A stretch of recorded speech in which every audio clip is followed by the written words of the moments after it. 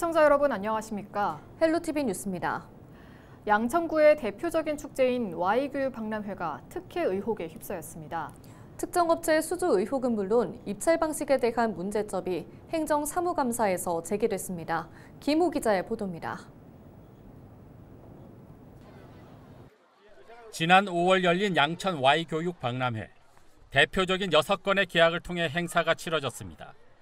그런데 세 개 회사 견적서가 동일한 양식으로 제출된 것으로 행정사무감사에서 지적됐습니다.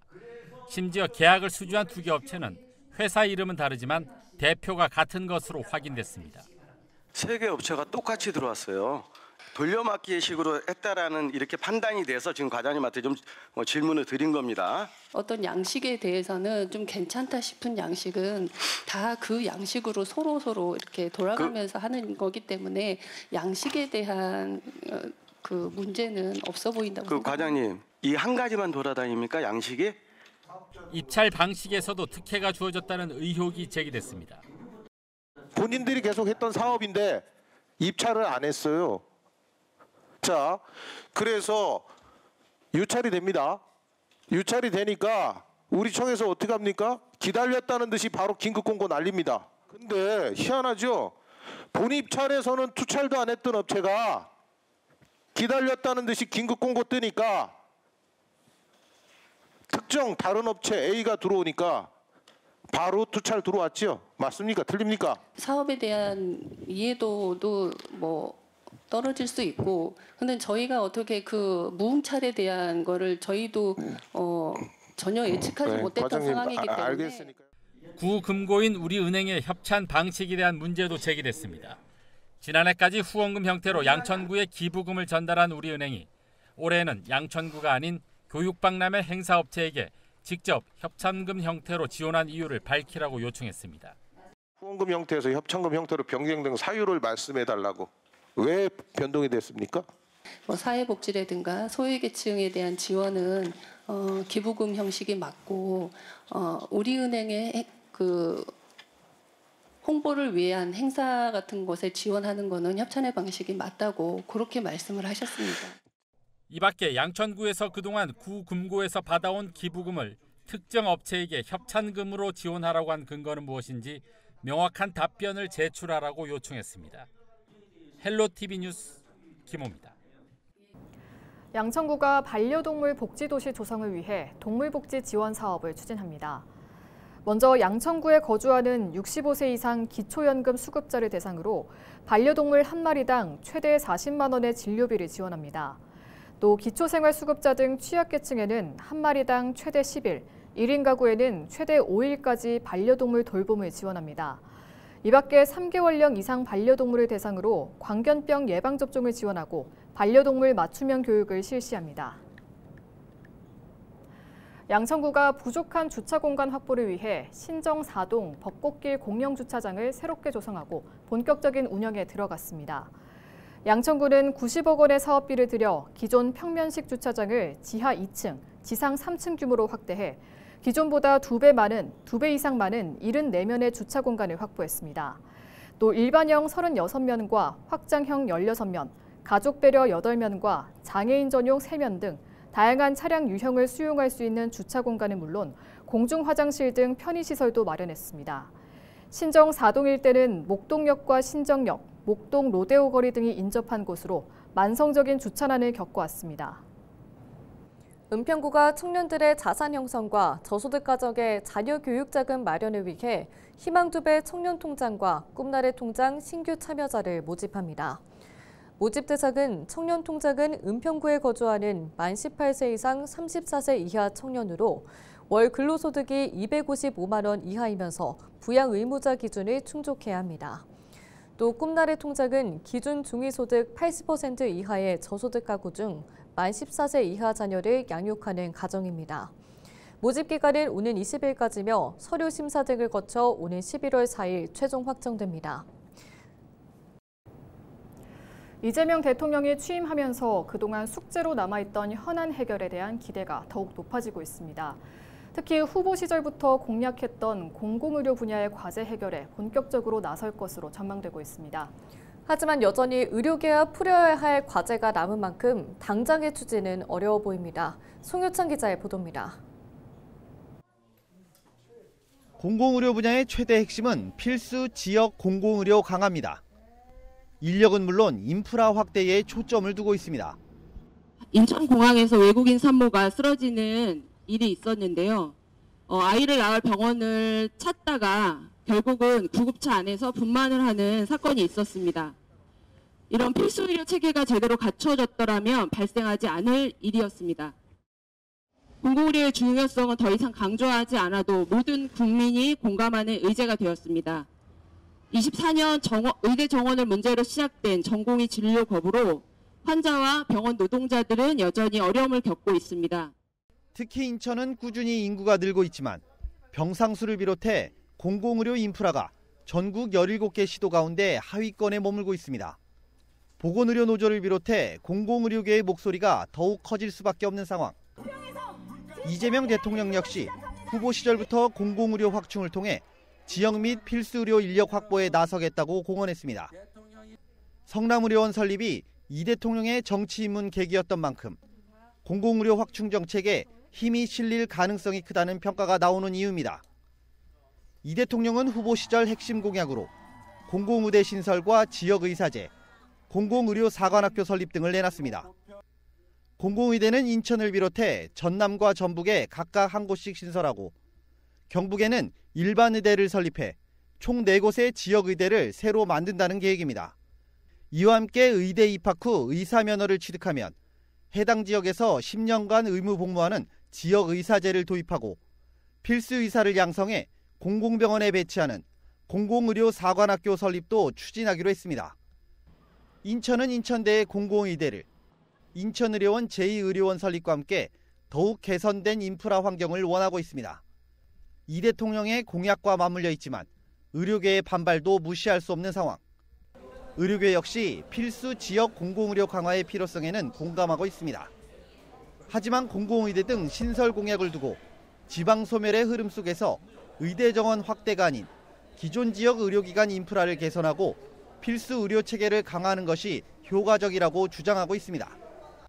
특히 저출산과 고령화, 수도권 쏠림으로 인한 지방 소멸 추세로 의료 수요가 부족한 데다 단기간 내 부속병원 확보와 해부학 등 기초의학 교수 양성 등을 통해 양질의 교육이 가능한 의대를 설립하기도 어려워 예산 낭비만 초래할 수 있다며 우려하고 있습니다. 대한의사협회는 최근 이 대통령에게 축하 인사와 함께 요청 내용을 보도자료로 내놨습니다. 보도자료를 보면 단순한 인력 충원이 아닌 내실 있는 교육과 수련을 통한 의료 내실화를 주문하고 있습니다. 특히 의대생과 전공의들의 복귀를 위한 합리적인 방안 마련과 함께 의료정책 수립 추진에 전문가 단체와의 충분한 논의가 필요하다고 요구하고 있습니다. 새 정권이 들어서면서 기대가 높아지고 있는 공공의료 확충 문제. 하지만 의료계와 풀어야 할 문제가 남아있는 만큼 당장의 추진은 힘들어 보입니다. 헬로티비 뉴스 송유창입니다. 오는 10일과 11일 이틀 동안 서울시 주요 도로와 교량에서 과적 차량 단속이 이뤄집니다. 단속 대상은 총 중량 또는 축하 중 기준을 위반한 과적 차량과 화물 적재 기준을 초과한 차량입니다. 단속에 적발된 차량에는 위반 행위와 횟수에 따라 최대 300만 원 이하의 과태료가 부과됩니다. 또 적재량 측정을 방해한 운전자에게도 1년 이하의 징역이나 1,000만 원 이하의 벌금이 부과될 수 있습니다. 서울시가 동네 서점을 복합 문화공간으로 키웁니다. 서울시는 올해 서점 60곳을 선정해 200만 원의 문화 프로그램 운영비를 지원하고 이 가운데 10곳은 움직이는 서울형 책방으로 선정해 200만 원을 추가 지원할 예정입니다. 선정된 서점은 서울시 홍보 지원을 받아 직접 기획한 문화 프로그램을 운영하거나 도심 속 야외 공간에서 독서 문화 행사를 진행하게 됩니다. 지원을 원하는 서점은 오는 15일까지 서울시의 서울형 책방 공모에 참여하면 됩니다. 서울시가 오늘 10일부터 12일까지 청년수당 참여자 7,000명을 추가로 모집합니다. 청년수당은 미취업 청년들이 취업 준비에 전념할 수 있도록 매달 50만 원씩 최대 6개월 동안 지원되는 일종의 활동 지원금입니다. 서울에 거주하면서 최종 학력 졸업 후 미취업 상태이거나 단기 근로 중인 19살에서 34살 청년이면 신청할 수 있습니다. 한편 참여자들에게는 청년수당과 함께 진로 설정이나 취업 역량 강화에 도움이 되는 성장 지원 프로그램 참여 기회도 주어집니다.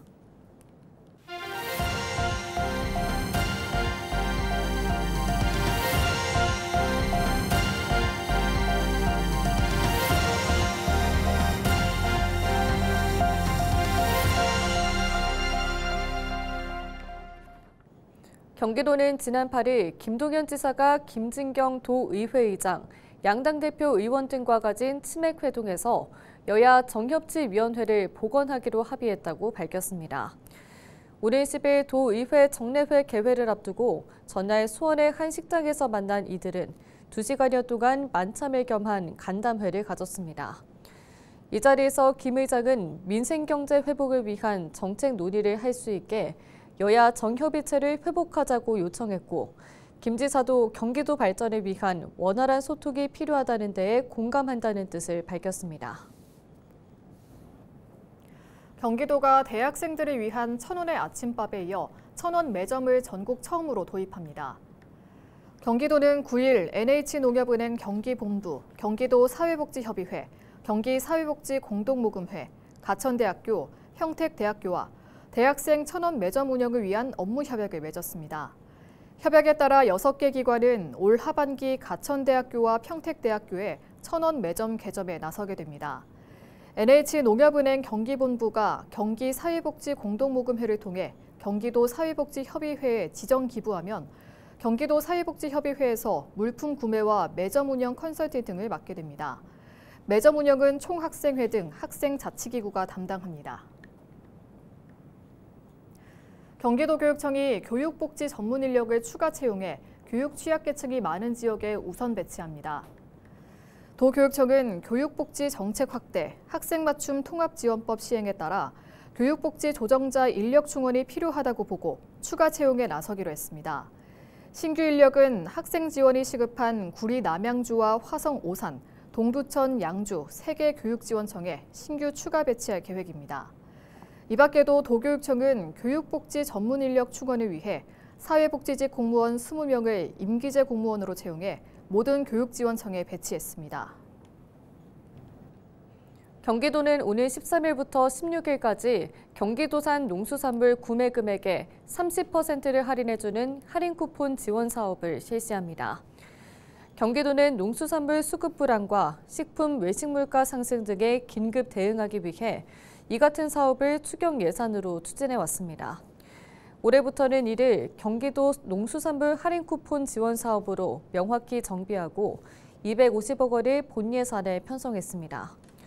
해당 기간 동안 경기미를 포함한 경기도산 농축수산물을 구매할 경우 1인당 하루 최대 3만 원 한도 내에서 구매 금액의 30%를 할인받을 수 있습니다.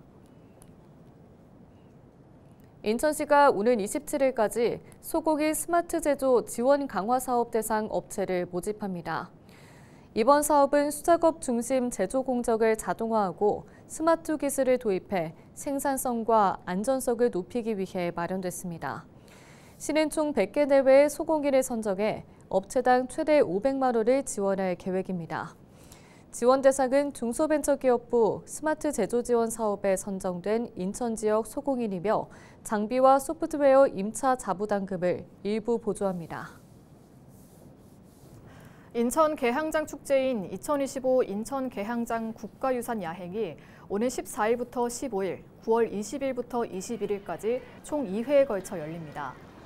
인천 개항장 국가유산 야행은 인천 개항장 문화지구의 풍부한 역사와 문화유산을 활용해 지역사회의 다양한 주체들과 연계한 다채로운 행사 프로그램으로 진행됩니다. 올해는 야행의 백미가 될 10주년 기념 드론 라이팅쇼와 미술, 음악 등 다양한 분야의 지역 예술인들의 참여로 자유로운 예술혼을 선사하는 야행 프린지를 선보입니다. 이상으로 뉴스를 마칩니다. 시청해주신 여러분 고맙습니다.